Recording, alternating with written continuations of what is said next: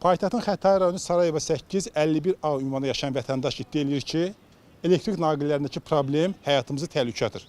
Bəli, problem uzun müddətdir var, amma bir tədbir görən yoxdur. Xüsusən yağışlı, küləkli havalarda vəziyyət daha pis olur. Elektrik naqilləri sıradan çıxır. Yəni burada uşaqlar oynayır, bütün xətlər açıqdır. Biraz küləkli havada bu dirəklər hamısı yerdə olur. Hava soyuq olanda ya belə, məsələn adi hallarda bir də görürsünüz şoçki əlimizi vururuq, tok keçirdir. Yağışlı havada dəhşət halda vəziyyətdə olur.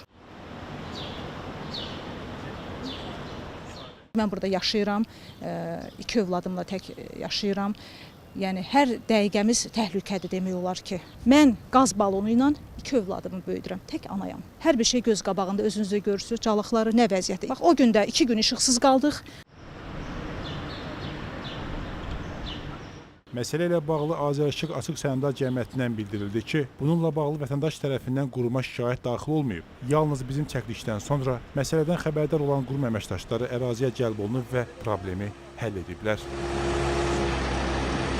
Vakif abi, siz qeyd elədiyiniz yerdə təmir işlərinə başlanılmışdır.